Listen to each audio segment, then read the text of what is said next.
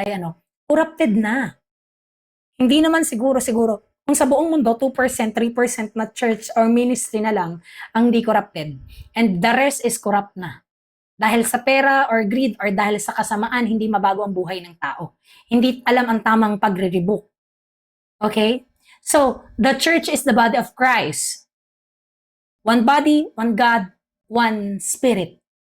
It is filled with Him. Okay? Anong sabi dito? He makes everything complete in every way. So, madali pong salita, talagang ito ay perfection. Naniniwala kayo? Ang mga taong kapatid nyo dyan, pag tumunog ang huling trompeta, perfect body yan. Maniwala kayo. Ano mang kasalanan ang nagawa mo ngayong araw, as a born-again spirit, in the name of mighty Jesus Christ, at tumatanggi sa kasalanan sa kasamaang mundong ito, ano man ang nagawa mong kasalanan ngayong araw, you will be clean by the blood of Christ. But you need to endure everything. You will be clean. As perfect as Him. Ganun niya tayo kamahal. Perfection. Okay? So, pag nagkasala ka, ano man ang matindi mong nagawang kasalanan, dasal. Lumuhod ka. Luhod. Humingi ka ng tawad sa Panginoon. Humingi ka ng tawad sa Kanya. As a born again in the Spirit, alam niyang hindi mo ginusto, alam mong nasihirapan ka rin dahil naranasan niya yan, ano mangyayari sa'yo?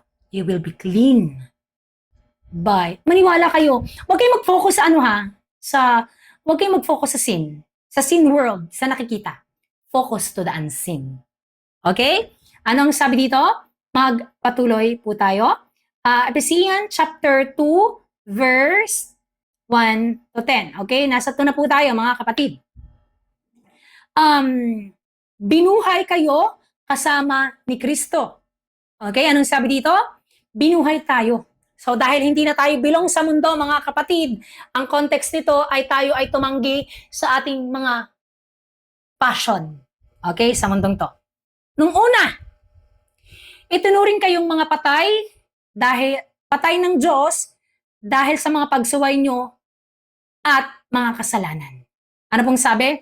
Nung una, tayo ay itinuring na patay ng Panginoon dahil sa ating mga pagnanasa ng ating mga laman.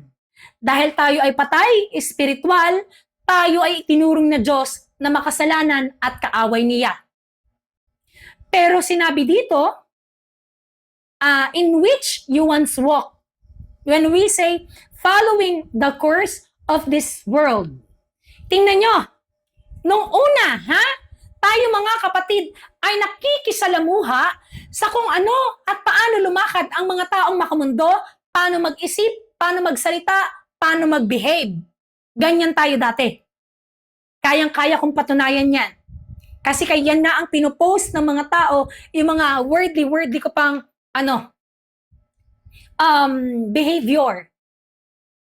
Okay? Umahanap sila ng mga video ko na mga makamundo pang tao.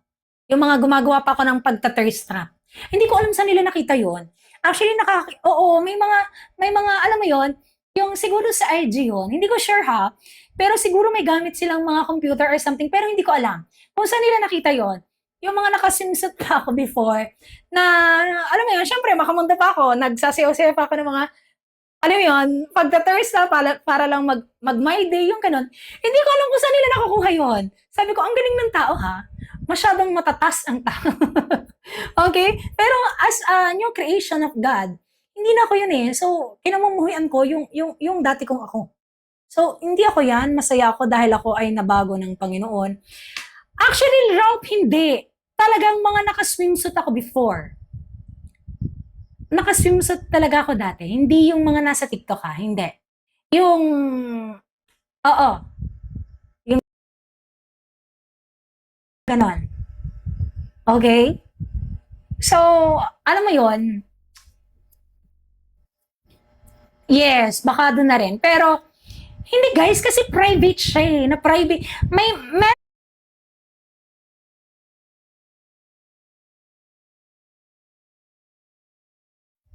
Ngayon, hindi ako worldly. Oo, hindi na ako worldly. Kaya hindi, alam mo yun, um, sana wala akong na-save. Sana wala akong na-save na ano. Basta, huwag na tayo magpatuloy doon, okay? Wait lang. Kasi, meron po kasi akong mga yung talagang two-piece lang talaga before, yung mga makawundo pa ako. As in. Tapos nagsasayaw ako sa salamin. Nagsasayaw ako sa salamin. Kasi ganyan ako dati. Ganyan tayo dati. Kita nyo namumula ako. 'Di ba? Yung talagang as in, tapos yung nasa dagat ako, hindi ko alam kung paano rin nila nakuha yun. Okay, so, sabi ko, swimsuit pa to, sa Lubo pa to eh, sa Lubo Beach pa to. Tapos swimsuit pa, naka-swimsuit nga ako doon, tapos parang, alam mo, nag-run ako doon. Tapos hindi ko alam kung saan nila ko nakukuha yun. Sabi ko, sa IG pa to, paano nila to nakuha? Grabe. So, sa akin, wala namang problema yun. No? Bahala sila kung gusto nilang i-post or what. Sa akin, wala namang problema yun kasi, alam mo yun, hindi na ako yung dating ako. I am not that person. I am new creation. I behave myself. I behave myself in the will of God. I am new creation by His Spirit. Kaya nga sinasabi dito, pakinggan nyo ha, pakinggan nyo to. Pakinggan nyo. You were once dead in the trespasses and sin in what you once walked, following the curse of the world, following the prince of the power of the air. Satan. Demon. Bakit di ibang tao? Because Satan has the power of air. Diba?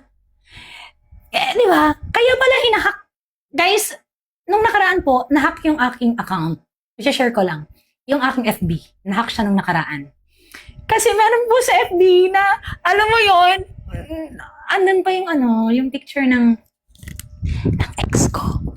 Okay, so, andun ba, yung iba doon naka-private, tapos meron dong mga, basta, ang daming naka-private doon na video. Ang dami pong naka-private doon na video na hindi nyo nakikita kasi nga naka-private. Nahack siya. Pero buti na lang, naagapan ko. Kaya, doon ako medyo anong ka dito?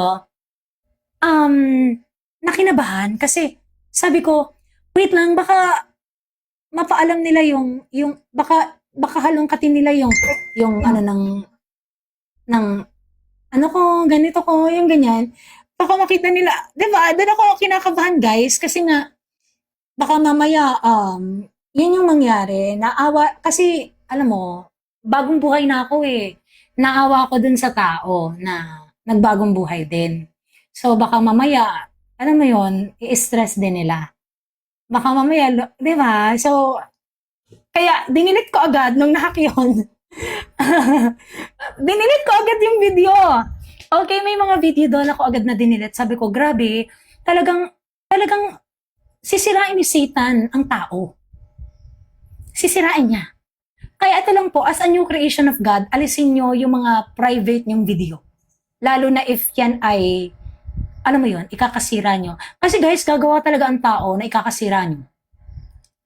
Kasi ginagamit nga sila ni Satan. Okay? Ako, may video ako nung kasama ko pa yung dati kong na, diba? So, naawa ko dun sa tao mamaya. Ano pa yung tao? Alam mo, ma-depress. Dahil sa akin, so di ba, matagal na kaming, alam mo yon, separated. So, amen. Magpatuloy tayo. Yes, Mama Lanis, may live po. Naka-live na po ako. Actually, mamaya patapos na kami, guys. Anong sabi dito? Anong sabi dito? Following the prince of the air. So, dati, tayo ay nananahan katulad niyan, okay? Tayo ay nakikiayon katulad ng mga taong yan, but we are not like that anymore. Dati kayo ay ganyan mag-isip, ganyan sumunod, pero ngayon hindi na kayo ganyan.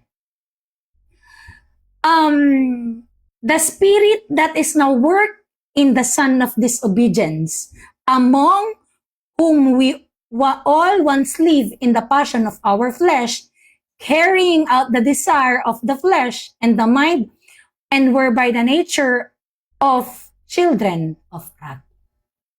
Pakinggan nyo? Gets nyo? Anong sabi? Dati, kayong katulad ng mga yan. Nanananahan sa laman. Pero anong sabi dito? Dati tayong namuhay katulad nila. Namuhay tayo ayon sa pagnanasa ng ating laman at sinunod ang masamang hilig ng katawan at pag-iisip. Sa kalagayan nating iyon, kasama rin sana nila tayo na nararapat na parusahan ng Diyos. Tingnan niyo yung awa ng Panginoon, Ma'am Lynn, mga kapatid. Tingnan niyo. Dapat tayong mapaparusahan. The wrath of God. Diba? Kasama dapat tayo. Na mapaparusahan katulad ng mga taong ayaw sumunod sa Panginoon ngayon. Ngunit, Ephesians chapter 2 verse 4, napakamawaawain ng Diyos at napakadakila ng pag-ibig niya sa atin. Na kahit itinuring tayong patay dahil sa ating mga kasalanan natin, muli tayong binuhay kasama ni Kristo. Kaya naligtas tayo dahil sa biyaya ng Diyos. Ito na yon, we are saved by grace. Pero tumanggi po kami sa pagnanasa ng mundo. Tumanggi kami sa pagnanasa ng aming laman. We are saved all of the grace of God, not by our works, not by our will, not by our strength, but in the grace, full grace, pagtanggi sa laman. Alam niyo kung sinong sinasabihan ng saved by grace? Mga taong tumanggi sa pagnanasa ng kanilang mga laman. At dahil sa pakikipag-isa natin kay Kristo, binuhay tayo ng Diyos mula sa mga patay kasama ni Kristo. Dati tayong patay. Dati tayong patay sa laman, sa spirit. Kita nyo ha, awa po itong ibinibigay ng Panginoon, maniwala kayo. Itong binigay ng Diyos, awa po ito para baguhin ang pagnanasa ng laman ng tao. Andito na po yung awa. Wala na sa heaven. Kasi sa heaven, compassion lamang po at judgment. Wala nang compassion, judgment. Andito na ang awa, oh. Dati kayong nananahan. Tulad kung ikaw ay tumanggi sa pagnanasa ng iyong laman. Tingnan niyo ang sabi. At dahil sa pakikipag-isa natin kay Kristo, binuhay tayo ng Diyos mula sa mga patay at kasama ni Kristo para maghari tayong kasama niya sa kaharian sa langit. Ephesians chapter 2 verse 7. Ano po ang sabi dito? God did this so that kindness to us who belong to Christ Jesus would clearly show for all the time to come the amazing richness of His grace. Ginagamit tayo ng Diyos. Kaya nung sinabi ng Panginoon, if you suffer for what is good, huwag kang lalaban. Amen. Palakpakan niyo naman ng Panginoon, mga kapatid. Kita niyo ha, anong gusto ng Panginoon? Sa atin manggaling. Okay? Tayo ang gamitin ng Panginoon para ipakita sa lahat ng tao ang kindness niya. Natanggihan ang kasamaan ng mundong to. Tingnan nyo. His amazing richness of grace.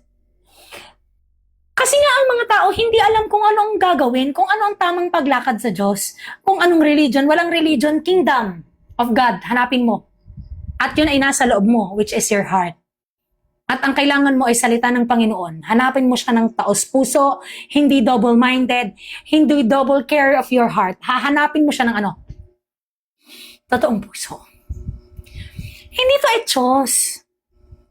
May etyos bang tao na tatagal sa ganito? Wala po. 3 taon na ako, magta-3 taon na ako nagtuturo sa TikTok, guys.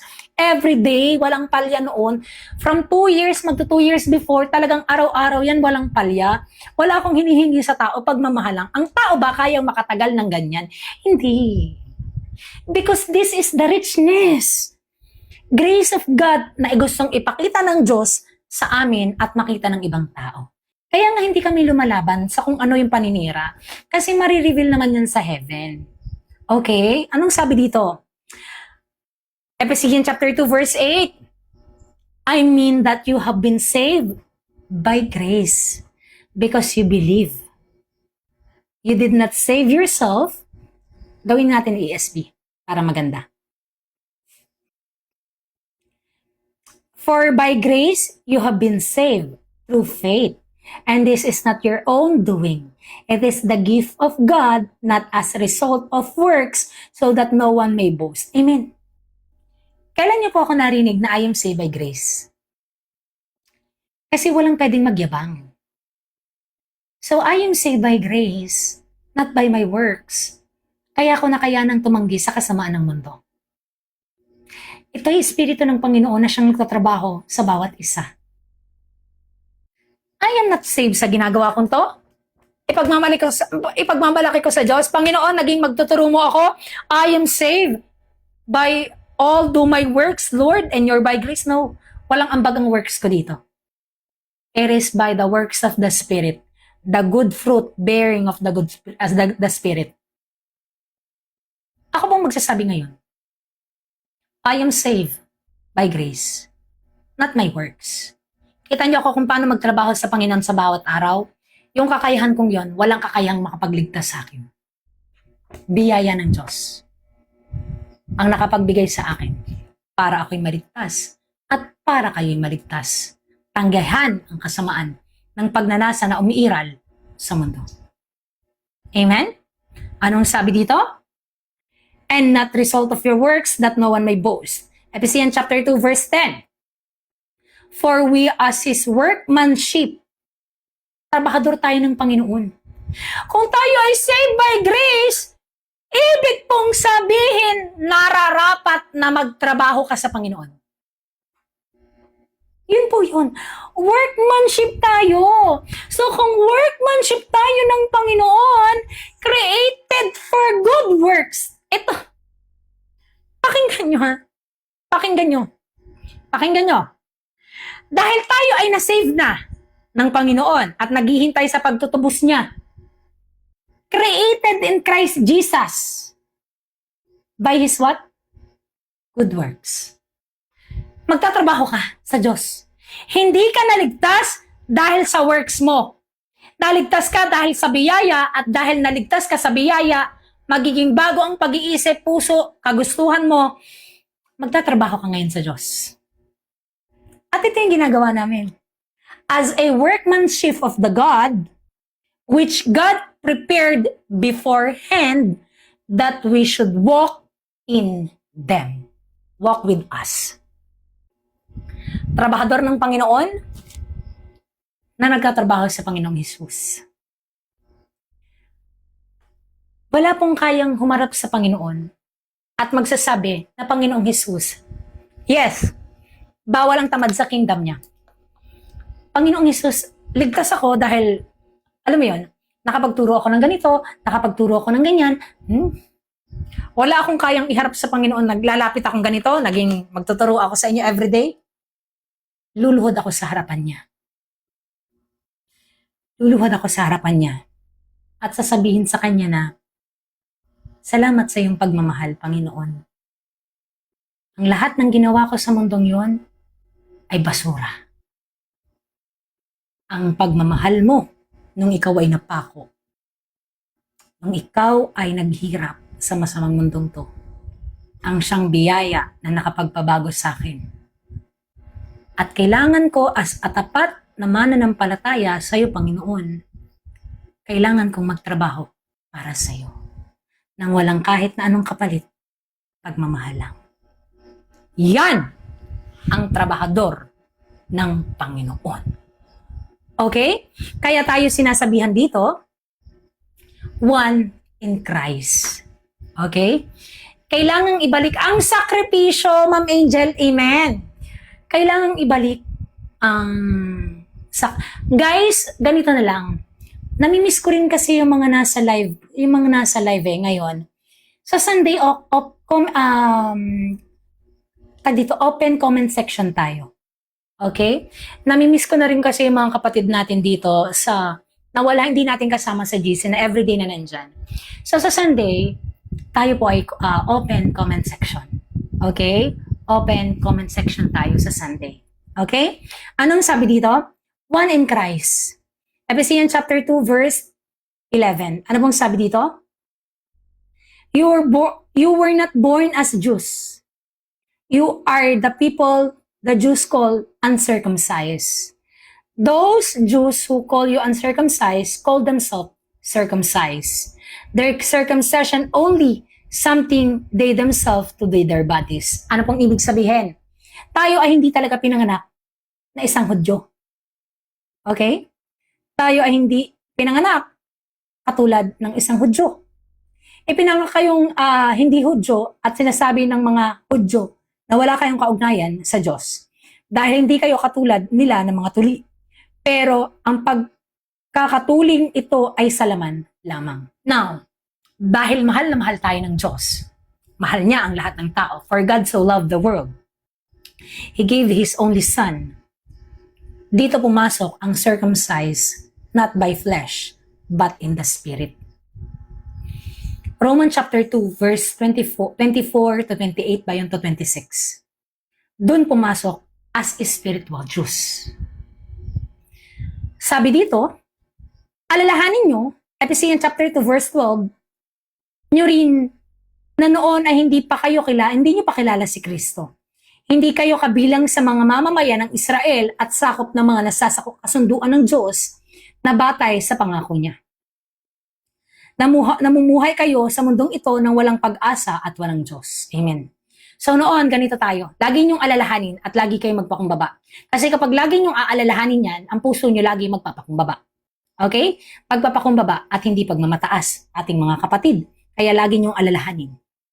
Ngunit kayo ngayon ay na kay Kristo na malayo kayo noon sa Diyos. Pero ngayon ay malapit na kayo sa Kanya sa pamamagitan ng dugo ni Kristo. Sa pamamagitan ng kamatayan niya, pinagkasundo niya tayo. Pinag-isa niya ang mga Hudyo at mga hindi Hudyo sa pamamagitan ng paggiba ng pader na naghihiwalay sa atin. Ito na nga yun, ipinanganak at hindi ipinanganak. Ipinagmamalaki ng mga Hudyo na sila ay Hudyo sa laman, pero hindi sa puso. So kailangan ng Panginoon na mapihit ang puso natin, hindi dahil sa bato, na bitbit na bato ni Mosiah Law, but batas na ipinasok sa iyong puso at isipan. So dito ngayon papasok, you are circumcised by the Spirit, pleasing God on how do you live in this evil world. So dito ngayon papasok, Romans chapter 2, circumcised by the Spirit and called as a Jewish people of God. Kaya sinasabi dito, giniba ng Panginoong Hesus ang naghihiwalay sa dalawang ito, pinanganak na Hudyo at hindi ipinanganak. Ngayon, kung mapapakinggan mo ang kanyang salita by His Spirit, yung pagkagiba sa laman at sa laman, okay, dito ngayon magkakameron ng batayan sa puso. Pareho kayong nasa laman. Ngayon, magkakameron dito ng talo-talo saan? Puso. Pinasok niya ang Spirit. Dala-dala ang batas sa isip at puso mo para magkameron ng respeto sa Kanya. At yun ang gumiba sa pagiging non-Jewish and Jewish person. Pakinggan nyo. Ephesians chapter 2 verse 15.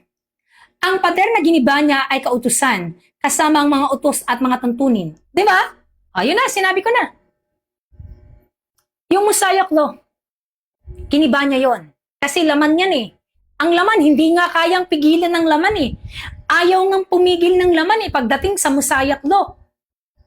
So, ipinasak niya to. Pinasok niya sa loob ng isipan niyo at ng iyong puso para magkameron ng respeto at takot sa Panginoon. Pakinggan niyo. Ngayon, iisang katawan na lang tayo. Ginawa niya ito para sa, nasana tayo. Ginawa niya ito para pag-isahin ang mga Hudyo at hindi Hudyo nang sa ganun ay magkasundo na ang dalawa. Ngayon, iisang katawan na lang tayo sa pamamagitan ng kamatayan ng Panginoong Hesukristo. Ito na yun, guys. From being worldly to kingdom. From being Gentiles to spiritual Jews. Ganun katalino yung Panginoon. Kasi ang mga Gentiles, yan na yun. Kita niyo ang mga Gentiles. Walang pagsunod sa salita ng Diyos. That calls Gentiles. Pero hindi na nga tayo Gentiles eh. We are a spiritual Jews. Okay? Binago niya, giniba niya ang kautusan. At pinaltan niya ng spirit. At ipinasok niya yung utos, pero hindi utos kundi pagmamahal. Sa iyong isip at puso. Ngayon, iisang katawan na lang tayo sa pamamagitan ng kamatayan niya sa krus. Winakasan niya ang alitan natin at ibinalik niya tayo sa Diyos. Ephesians 2, chapter 17, pumarito si Kristo at ipinahayag ang magandang balita na nagbibigay ng kapayapaan sa inyong mga hindi Hudyo nang unay malayo sa Panginoon at maging sa aming mga Hudyo na malapit sa Diyos. Amen. Si Paul ay Hudyo, physical at spiritual. Si Peter ay ganun din. Ngayon mga kapatid, tayo ay hindi katulad nila before. But ginawa tayong Hudyo ng Panginoon by Spirit. So by His Spirit, we are saved by His grace. And by His grace, we deny ourselves. Tingnan niyo ang sabi. Ngayon tayong lahat ay magkakalapit sa Ama sa pamamagitan ng iisang banal na Espiritu dahil sa ginawa ni Kristo para sa atin. Kaya, kayong mga hindi Hudyo ay hindi na mga dayuhan o taga-ibang bansa, kundi kaisa sa mga pinabalal at kabilang sa pamilya ng Diyos. Israel. Ito yung sinasabing the future Israel. Before we are Gentiles, hindi natin alam kung ano yung kagustuhan ng Panginoon. But now we are spiritual Jews and we are now part in Israel of new heaven and new earth. And we called Israel, New Jerusalem. At dahil dito, tayo ay pinagkaisa, pamilya na tayo ng Diyos. Mananampalataya, tunay na mananampalataya ng Panginoon. Tayong mga mananampalataya ay katulad ng gusali na ang haligi ay mga apostol at mga propeta. At ang pundasyon ay si Kristo. Palakpakan nyo! Tayong mananampalataya as a spiritual Jews of the living God, katulad tayo ng isang gusali, isang tahanan.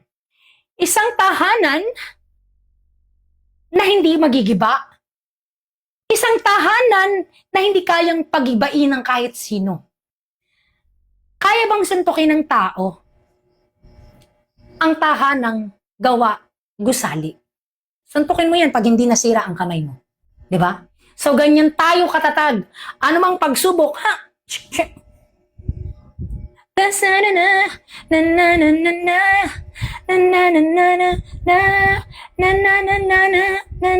Diba? Okay? So, hindi tayo katulad. May ads. Sorry. Ay, la. Maghuhugas pa pala ako, guys. Ang dami. Uhugasan ko pala. Ay, wait lang. So, magpatuloy tayo na nawawala ako. Okay. Ano nga yung kantagan? Nasaan na? Okay, ano nga yan? Okay, so anong sabi doon? Tayo ay isang gusali. Hindi tayong gapain. Sorry po, sorry. So anong sabi doon? Nakita ko yung hugasin ko, guys. Nakatitig ako sa hugasin. So hindi tayo ay gusali na katulad ng apostol at mga propeta. Kita nyo? Kita nyo yung mga propeta na tinawag ng Diyos? Noon. Kita nyo? Yung mga apostol, hindi sila magiba-giba ng kahit sino kasi ang sinusunod nila ay ang Diyos. Amen? Ganun tayo. Tayo ay isang gusali na ang haligi ay ang apostol, ang propeta at ang pundasyon ay ang Panginoong Hesukristo. Kasi hindi magiging matatag ang haligi kung walang pundasyon. Tandaan nyo yan. Hindi magiging matatag ang haligi kung walang pundasyon. Sa pamamagitan ni Kristo, ang lahat ng bahagi ng gusali ay nakakaugnay at nagiging isang banal ng templo ng Panginoon, kaya tayo isang katawan. Okay? Kaya tayo isang katawan. That's why kung paano ako lumakad, ganun kayo lumakad. Kung paano ako sumunod, ganun kayo sumunod. Kung paano tayo tumanggi, ganun kayo tumanggi. Ganun, iisa tayo. At pag sinabing iisa tayo at gusali tayo ng Panginoon, dapat iisa ang ating pag-iisip, pamamaraan ng Diyos. Okay? Amen. Kaya sinasabi dito, Ephesians chapter 2 verse 22, at dahil kayo ay na kay Kristo, bahagi kayo nitong gusaling itinatayo, kung saan nananahan ng Diyos sa pamamagitan ng kanyang Espiritu. Ano bang sabi? Dahil kayo ay na kay Kristo, bahagi kayo ng gusaling itinatayo, kung saan nananahan ang Espiritu ng Diyos sa pamamagitan ng kanyang Espiritu. Nagpapasikat na naman po ang pusa ko, pasensya na kayo. Mga kapatid, maraming salamat po. So, dito pong matatapos ang ating topic ngayong gabi. Okay, so, bukas, meron tayo, hindi, Sabado pa lang pala tomorrow, no? So, mga kapatid, tomorrow is Saturday, wala po akong live. Sino Ma'am Bless, may live. Gusto ko lang po hingin yung masasabi nyo dito, mga kapatid, sa na-topic natin today. Ma'am Bless? Yun po, no, Miss Tin, kasi yan po yung ginagamit ng mundo, no?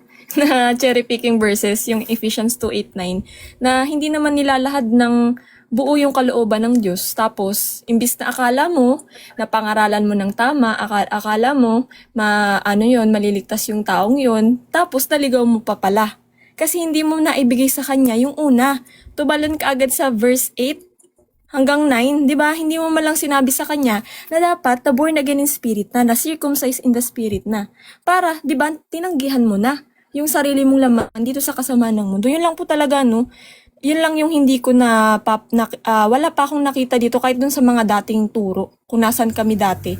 Wala, hindi po talaga yung tinuturo. Kaya sabi ko, talagang ito na yun. Ito na yung hinahanap natin dati na hindi tinuturo sa atin. Kung nandito na tayo ngayon, kaya merong pagbabago sa atin. Kasi kung nasa tamang turo ka talaga, may pagbabago. May pagbabago sa buhay mo. Kasi dati po, wala po talagang pagbabago sa amin. Nakikinig lang kami, hindi nga kami hindi nga ako marunong magturo ng dati, di ba? Sabi nga ni Apostol Pablo, di ba? Dapat ngayon, nakakapagturo na kayo. Kasi ibig sabihin, nag-grow na kasi kayo in the spirit. Kasi nga, tama, di ba? Yung will yung kalooban ng Panginoon, ang nasunod nyo. Kaya, you grow in the wisdom of the Lord Jesus Christ. So, talagang praise God. Wala po talaga ako masasabi kundi salamat, Panginoon. Kundi dahil po sa biyaya nyo na tinanggap namin, ng aking mga kapatid. Wala po siguro kami dito ngayon sa katotohanan. Yun lamang po, mga kapatid. Salamat po. Amen. Mga kapatid, baka may gusto pa kayong i-share, Ma'am Jane. Ma'am Nika, alam ko may i-share ka. Ma'am Nika, ano yung gusto mong i-share? Para, sa naging topic natin today, para malaman ng bawat isa na kung ano yung kahulugan kung paano ka naligtas, Ma'am. Sa akin po, i-reflect ko na lang po yung naging topic po natin ngayon with regards din doon po sa na-topic namin kanina na talagang tawag dito, faith po talaga, pakikipag-isa sa Panginoon, and also yung katatagan po, 'di ba? Kasi unshaken po ang kingdom ng Diyos. So kung tayo po ay nasi-shake dahil lang sa mga persecution, pagtitiis, na dapat din naman po talaga nating ma-experience, kasi nga po 'di ba nakikiisa tayo iba din ng Diyos. So kung tayo magiging unshaken, ibig sabihin hindi po spirit ng Diyos ang meron sa tayo, kundi espiritu pa rin ng mundo. At ganyan din po yung pagiging yung endurance po talaga, pagpapakatibay. Kaya nga po 'di ba, kailangan talaga rooted tayo ng Word of God, pinapakain natin araw-araw ang ating mga spirit nang sa gayon hindi tayo manghina. At kaya din po talagang patatagan, at 'di ba po, ito ay faith simula sa umpisa hanggang po sa wakas. Kasi nga po 'di ba, ang faith, iyan po ay pakikipag-isa sa Diyos, iyan po ay obedience. Hindi lang po iyan maniniwala ka, kundi susunod ka. Kaya nga po 'di ba, follower tayo. And also, kung babalikan po natin yung crucifixion po, 'di ba? During nung papunta pa lang po ang Panginoong Hesus, 'di ba po, dun sa burol ng bungo, 'di ba nga po siya ay pinahirapan. At kung mapapanood natin, 'di ba po, yung pagsasadula, yung mga worldly people po yung nasa paligid niya na kung saan, di ba po, yun yung nag-aalipusta sa kanya, yun yung parang nangbabash sa kanya, yun din, di ba po, nagpapako sa kanya. So, kung tayo po ay hindi nakaka-experience ng pagtitiis, paghihirap, pag-uusig, katulad ng Panginoon Jesucristo, ibig sabihin hindi tayo yung body niya, hindi tayo kabilang doon. Kasi nga po, di ba, ano ba yung nangyari sa body ng Panginoon noon? Di ba, representation din po yun na mangyari sa atin, na talagang magtitiis din tayo katulad niya. Kaya nga 'di ba po, may pakikipag-isa. So kung ano na-experience niya, hirap, pag-uusig, ganun din po ang ma-experience natin. And also 'di ba nga po, yung pagka-crucify niya, which is also representation natin. 'Di ba nga po, we should deny ourselves and crucify our flesh. Na kung saan, 'di ba po, yung dugo kasi po 'di ba ng Panginoong Hesukristo ang siya naging ransom natin. At 'di ba, kapag kino-crucify natin ang ating flesh sa araw-araw, kumbaga yun po kasi yung tinutukoy na bautismo, 'di ba? Sa pamamagitan ng Panginoon Jesucristo, yung kanyang banal na dugo na siyang antag dito magsi-circumcise sa atin by pagbabago po ng ugali ng laman ng puso, 'di ba? Paglilinis ng lahat ng seed ng ungodliness and righteousness na nakamundo na sa ating mga puso. Kasi nga po, 'di ba, sa puso natin nagbubukal ang mga motive at intents bago yan napunta sa ating isipan, at kapag hindi na natin kinaya, of course, gagawin na natin yan sa ating mga kamay or kung ano pa man sa pananalita. At dahil doon, 'di ba nga po, ang nasa ating mga kamay, ang ating kapalaran sa iyong ginagawa.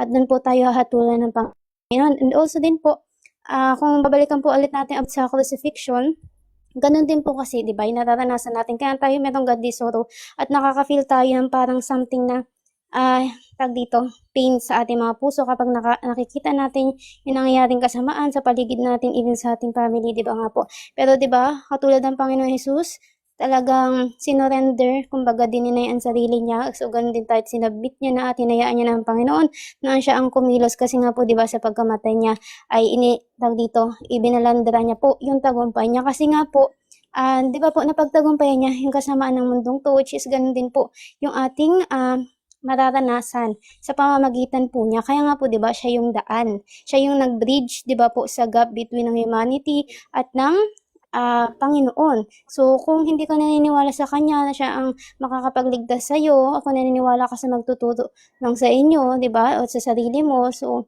ikaw ay delikado. Mapupunta ka sa hell and also sa lake of fire. So 'di ba? Siya nga po kasi 'di ba yung pintuan na ating papasukan patungo sa Diyos. Siya ang maglilinis sa ating mga kasalanan. 'Di ba nga po, kung walang pag-aalay ng dugo, wala pong kapatawaran ng mga kasalanan.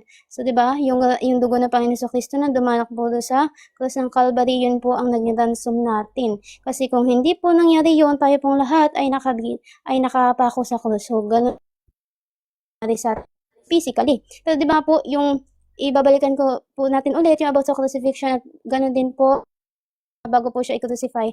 Yun din po kasi a representation na mangyari sa atin. Ang Panginoon Jesucristo, physically, naranasan niya yun. Pero sa atin, 'di ba, spiritual warfare po, ganun yung nararanasan natin every day. And 'di ba nga po, sa kanyang pag-i-endure at pagtitiwala sa Panginoon, at 'di ba nga po, anong siya ay nilibing na, and then siya po ay nabuhay. Pero siya ay nabuhay hindi sa laman, kundi po sa spirito. At ganun din po tayo, 'di ba? Kailangan natin talagang patayin na yung pagnanasa ng ating laman at hayaan siya na turuan tayo, patuloy na i-crucify at patuloy tayong sumunod sa kanya. At ganun din po, 'di ba? Siya, katulad natin, ngayon tayo po ay nabubuhay na sa spirito ng Panginoon, hindi na po sa pagnanasa ng ating laman. Kaya nga po 'di ba, hindi siya naka-experience ng death, ng dito pagkabulok, at ganun din wala nang ending yung buhay kapag 'di ba po tayo ay sumampalataya sa kanya. So ganun din po yun, kumbaga lahat ng nangyari ay nagiging ano din po sa atin, representation. And also yun nga po, ang labanan talaga dito ay yung mga demonic entities na hindi natin nakikita, na ginagamit lang po yung mga tao, 'di ba po, para pitasin yung ating mga emotion, para tayo ay sumabog sa inis, sa galit, at mawalan tayo ng self-control at mabalisa tayo. So yun lamang po, maraming salamat po. Amen, 'di ba?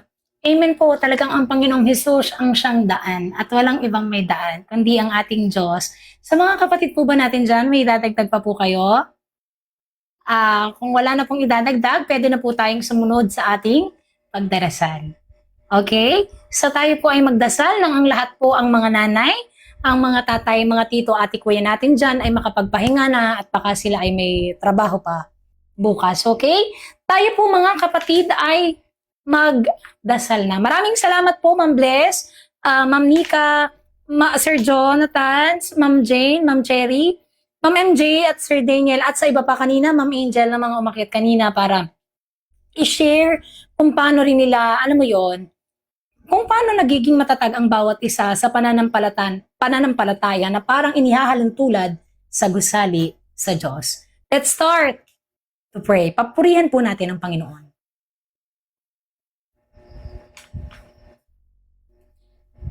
Panginoong Diyos, dakilang Diyos, Diyos ng lahat ng Diyos, Hari ng lahat ng hari, ang iyong pangalan ay Hesukristo ng Nazaret. Panginoong Hesus, maraming salamat po sa araw na ito.